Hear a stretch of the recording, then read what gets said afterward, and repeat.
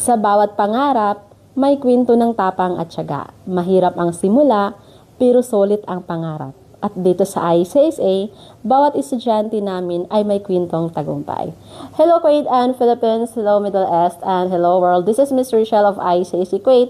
At ngayon, tunghayan po natin ang kwento ng isa sa mga estudyante namin na nakapagtapos na dito sa ICSA. So, yun man, pakilala ka po sa lahat dito sa nanonood sa atin.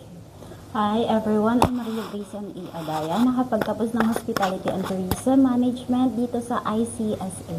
Yes. Ayan. So, ma'am, bakit UK Diploma in Hospitality and Tourism Management po yung in-enroll niyo po? Kasi dream ko makapagtrabaho sa airport or hotel. Then, connected din siya sa course ko sa Pinas na Hotel and Tourism Hotel and Restaurant Services. Yes. So, kinuha ko siya ngayon na Kumbaga, in-expand mo lang yung knowledge mo doon sa pinag-aralan mo dati sa Pilipinas. So, kumusta naman yung experience mo bilang estudyante dito sa ICSA po? exciting nung una, pero nung patapos na, medyo nahirapan kami. Yan, nahirapan kami. Pero okay naman siya. Tapos, yun. O, kasi syempre online kayo, no? Online yung klase and syempre bilang isang OFW din, may mga trabaho din tayo Yes and po, yes po. kailangan nyo nang itapusin yung mga assignments nyo. Parang nung umpisa pa lang, ay okay, super excited akong mag-aral, pero nung sa time na syempre, yung expectation natin versus reality na bilang estudyante, di ba? Pero okay naman siya kasi nakatulong siya. Ngayon, katulad ko, natapos ko siya. October, nakagraduate ako. Tapos ngayon, nakuha ko na yung diploma ko. Then, last week, I applied in Avenues Hotel. Na Avenues. Beside in Avenues, the Wardrobe Astoria. So, guess what? Natanggap ako doon. Kasi because of this diploma. Ayan. So, natapos ko siya. congratulations. Yes, ma'am. Thank you, ma'am. Di ba? So, hindi natin alam kung kailan talaga darating yung opportunity para sa atin. So, kung gusto talaga natin na magkaroon ng professional growth or magkaroon ng panibagong opportunity or katulad sa'yo, nagpa-plan ka na magka-career shift ka.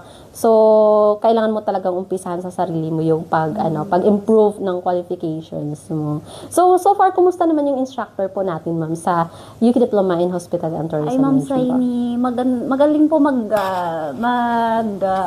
turo si Ma'am, yung professor namin, si Ma'am Saini. So, from the beginning, from the last, maiintindihan mo talaga. Iniisa-isa niya bawat concept, bawat all, maiintindihan mo. Kaya, Ma'am Saini, thank you. Magaling siya. Magaling siya magturo. Magaling siya. Ikukumpara mo siya sa ibang teacher, hindi mo maintindihan yung ibang teacher. Pero siya, by one, tuturuan ka niya. So, kung gusto niyo mag-aral, dito na lang kayo sa ICSA kasi maganda siyang oportunidad. Also, if you want to apply in abroad, like Europe, UK, dito na lang kayo. Oo. Kasi ang advantage kasi ng diploma nyo is internationally recognized diploma siya. So, kumbaga kahit saang bansa ka mag-apply ng trabaho, pwede siya. Okay lang ba ikwento mo sa amin, ma'am, yung process ng application mo po? Yung pag-apply mo sa yung sa hotel dito sa Kuwait. So far, yung halimbawa sa interviews mo, yung pagpasa mo ng CV, First, nag-ano ako sa Indeed job. doon ka nag-apply. Marami kayong makikita sa Indeed jobs. I-search nyo lang kung anong gusto nyo, receptionist, manager, supervisor, lalabas siya doon. Lahat ng available. Then, legit talaga sila. Kasi, once na nag-apply ako today, 1 day and 2 days, May response na kagad. millennial, they call me.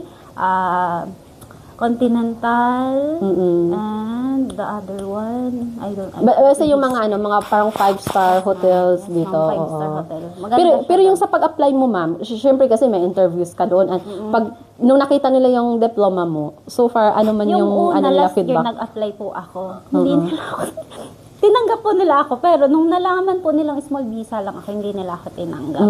Pero ngayon, medyo mas malakas yung ko kasi meron na akong diploma. So, yun yung reason. Yes po. Then, 2 years lang kasi po ako last year. Then now, kasi 3 years na ako dito sa Kuwait, nagbibigay na yung release yung amo namin. Kaya, yun. Pero yung isang reason doon, bakit ka natanggap is dahil sa pinag-aralan mo. Yes po. Yung yes, diploma na yes, nakukuha yes, mo. yes, So, yan, congratulations. And we're happy for happy you. So, ano yung magiging advice mo sa lahat ng mga nanonood sa atin ngayon? Advice ko sa inyo, kahit mahirap pa yung mga Yung pinagdaanan. pinagdaanan natin, trabaho, bahay, trabaho, aral. Oo, diba? kasi At bilang least, isang oo. OFW, no? Pag nakuha mo naman yung gusto mo, yun, maganda sa buhay mo. Yes, of course. Ayan. So, yun para sa lahat ng mga kababayan din natin na patuloy nagsubaybay dito sa aming mga kwentong ICC. Kasi maraming nanonood ng kwentong ICC, ma'am.